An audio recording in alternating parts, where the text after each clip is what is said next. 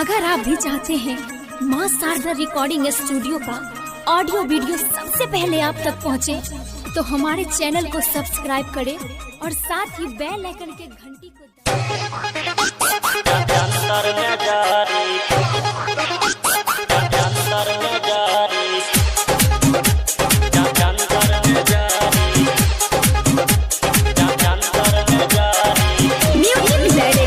मां Sharda recording studio Sundha Khagaria.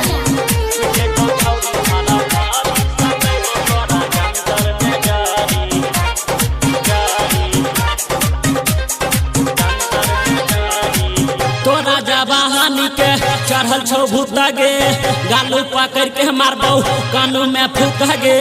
छूट जैतौ छौरी धारा फहरी, सतैबौ तोरा जंतर में जारी। छूट जैतौ छौरी धारा फहरी, सतैबौ तोरा जंतर में जारी। तोरा जवानी के चढ़ल छौ भूता गे, गालू पकड़ के मारबौ कानू में फूक गे। छूट जैतौ छौरी धारा फहरी, सतैबौ तोरा जंतर में जारी। छूट जैतौ छौरी धारा फहरी, सतैबौ तोरा जंतर में जारी।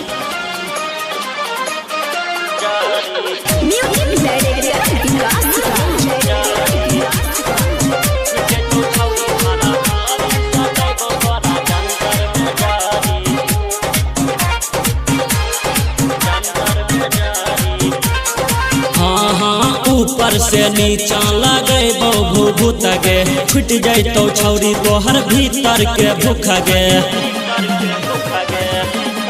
हाँ गे ऊपर से नीचा लगे भूत गे, छूट जैतौ छौरी तोहर भीतर के भूख गे। बाजा में धरबो छूट जैतौ पसीना, खेबो बाबा के चला छियै कमीना। हाथ घुसाई देबो तोहरी, सतैबौ तोरा जंतर में जारी। छूट जैतौ छौरी धारा फहरी, सतैबौ तोरा जंतर में जारी।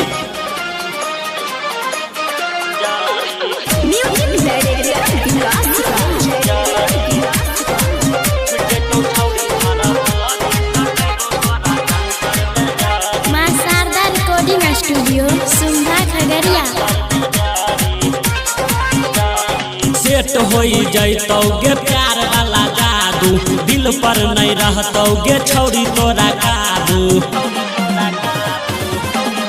हाँ गे सेट होई जैतौ गे प्यार वाला जादू, दिल पर नहीं रहतौ गे छौरी तोरा काबू। खलधू पवन के याद ऐतौ हर पल गे, किसान प्यारे से नहीं रहबे अलग गे। मिले तू अइबे हर घड़ी, सतैबौ तोरा जंतर में जारी। छूट जैतौ छौरी धारा फहरी, सतैबौ तोरा जंतर में जारी। तोरा जवानी के चढ़ल छौ भूत गे, गालू पकड़ के मारबौ कानू में फूक गे। छूट जैतौ छौरी धारा फहरी, सतैबौ तोरा जंतर में जारी। छूट जैतौ छौरी धारा फहरी, सतैबौ तोरा जंतर में जारी।